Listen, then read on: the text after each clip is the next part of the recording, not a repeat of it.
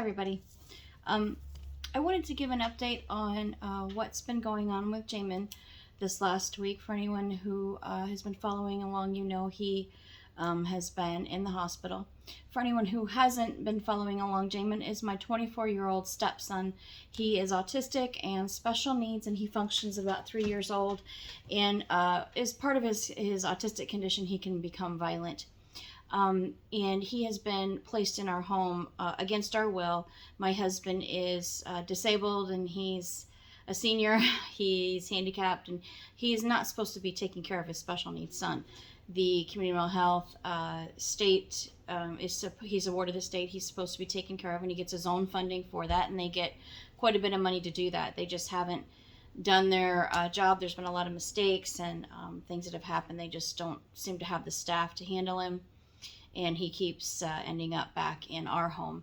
And you feel free to go back through any of the videos and see what what has happened. But long story short, he had a violent episode Saturday of last week and injured my husband, and injured himself in the process. By the time the ambulance got them to the hospital, the plan was to have him admitted back into a psych hospital to try to, figure out this behavioral issue with his meds, and also have my husband checked out. But by the time he got to the hospital, it looked like he'd been hit by a Mack truck. He had bruises head to toe. They did some blood work and found out that his platelets were at 4. And prior to this, he had been in 2 different psych hospitals in the last 6 weeks. And prior to that, community mental health had kind of messed up his meds. And we'll be going into all of that because we do want to narrow down where exactly this had happened. The doctor had told us that their paperwork had shown that his blood work had dropped from 80, which was already low, to 40 in a very short amount of time, and no one had followed up on that. Prior to all of this, community mental health did some blood work and said it was alarming, and then followed up with, the same blood work, no, it's not alarming, we made a mistake. The neurological behavioral hospital he was in put him in the intensive care, and some tests they had run had shown some things. And so anyways, we're going to be getting to the bottom of all of that. In the meantime, on Friday morning, he was actually given the diagnosis.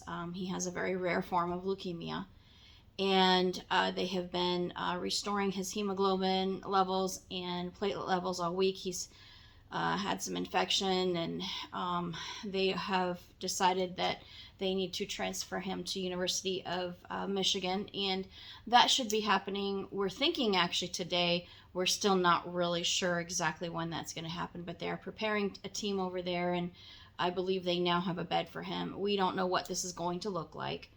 And regardless of what this looks like, all the questions still remain. He was not supposed to be in our home. It has just, my husband's health had declined, and my health. He'd put me in the hospital. He'd injured my husband.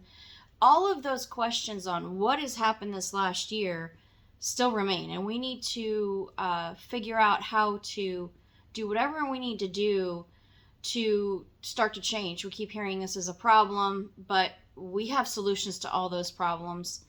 They are funding incorrectly. They need to pay the frontline staffing more.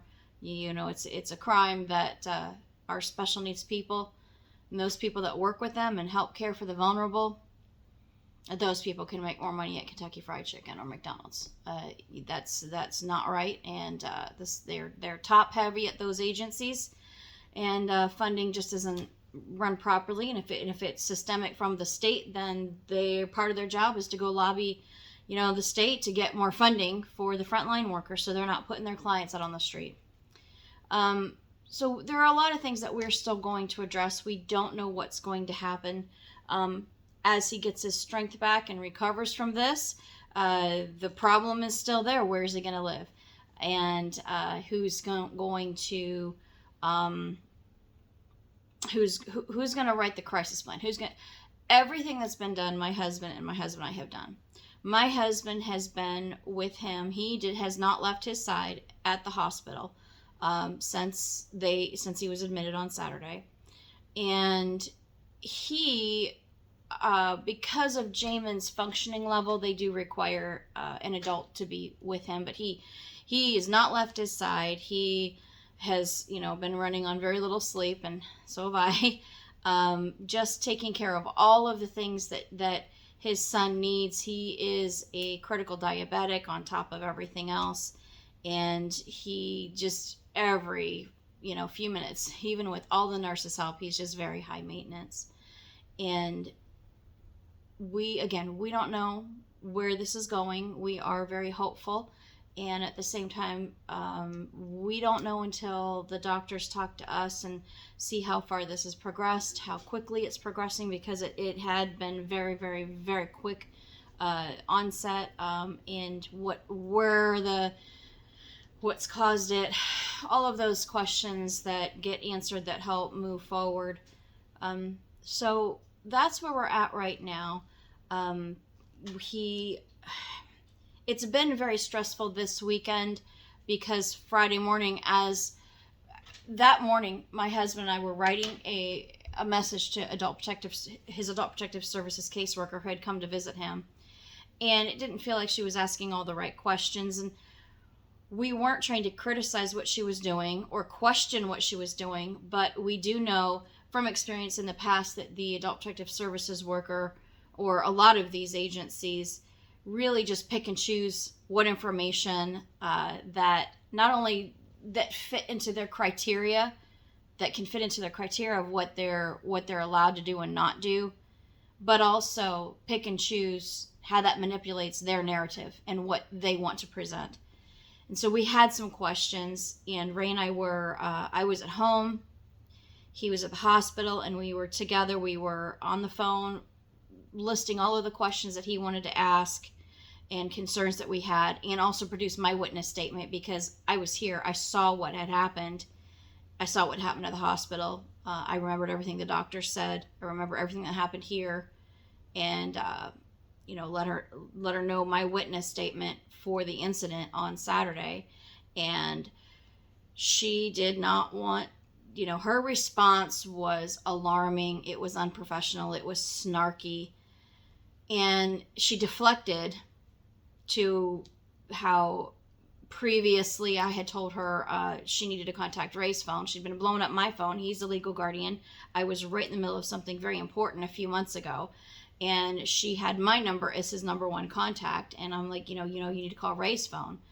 And she said, she wasn't. I couldn't pick and choose when I was going to communicate with her or being involved. And I thought that was very interesting. So Ray and I will unpack that. At this point, all we can really do is tell our story and read the messages. Ray actually had to stop everything he was doing and answer her back. We had specifically said, hey, Ray and Jaymon are just dealing with this diagnosis. There are a lot of doctors. There's a lot of information coming in at once. If you would please just communicate through the email or with me. And that's when she got really nasty about communicating with me. And, she couldn't even respect what had just happened. And actually, when she had visited the hospital, she pulled Ray out in the hallway and said, hey, do you think this could be leukemia? And at that point, the doctors were very careful to not use the C word, or, and that's what they were using, the C word, because they didn't want to worry him unnecessarily if that's not what it was. Yes, it turned out to be leukemia. She took him out in the hallway and said, hey, do you think it's leukemia? She could have very easily talked to all the doctors, all the nurses. And, at that point, Ray had just been immersed in all of what was going on, and they were just keeping Jaymon alive, not really knowing what was going on. And here she is just causing all kinds of extra stress and anxiety, and it was just terrible. So we'll go ahead and Ray and I do want to do this together, because there's a long history there, and it's shocking. If I hadn't seen it happen with my own eyes, you've heard me say this, I would be calling Adult Protective Services and saying, hey, I watched my stepson attack my husband, and A, B, and C happened. And then I get the report. We get the report, and it basically had their names reversed as if it was the other way around. I'm trying to figure out exactly who are they trying to protect him from, because it's certainly not the abuse from all of the agencies and some of these facilities he's been in. So we will unpack that at a later time. Right now, we are just trying to get through what's been going on, and I've gotten very little sleep as well. Not too worried about myself, but if anyone wants to Google Mendon and the standoff that happened last night, that was literally right here, right next door. And so I didn't get to sleep until about 2 o'clock in the morning. There was an active shooter and a standoff going on last night here in our little town of Mendon, which is very unheard of. And so on top of everything else, you know, my husband was very concerned about what was going on here. They had everybody on lockdown, and they did apprehend the suspect. And but you can read up on it. I would Google it through Three Rivers, the local Three Rivers Community News. Their newspaper. They're about the most accurate report that I've seen based on what we were witnessing firsthand here. So anyways, there's been a lot going on. We will keep everybody updated, and anyone who wants to reach out, go ahead and reach out to our Facebook pages. Feel free to send Jaymon your love and some messages and even a quick little video, and he enjoys seeing those, just to encourage him, and his prayers and good vibes and all those wonderful things. And so you know, again, he has been very safe. He's been safe at the hospital. Number one, I don't think he has the energy to have the full-blown episodes. He has, because of his functioning level, he understands he's very sick, but I don't think he completely comprehends what's happening and how serious this is. And he is a very good patient.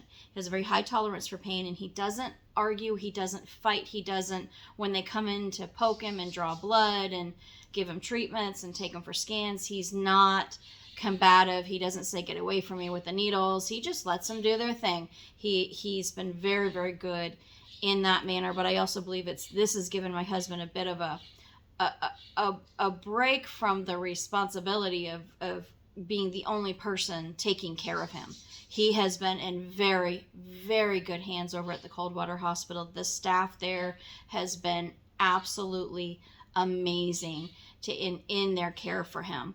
And so I did just want to say that. And regardless of you know, the autism and the violence and all of that, as he gets stronger, that's not going to go away. So they do have to ensure that the psychiatric and the behavioral part of it is all still included. And this is the behavioral therapy. That's why Ray had started to look outside of community mental health. A lot of other clinical psychology services and psychologists and behavioral treatments outside of community mental health, because it wasn't happening as a service he was supposed to be provided through them, and it wasn't working. So I will keep everybody updated. Thank you for everything, and we'll just go from there.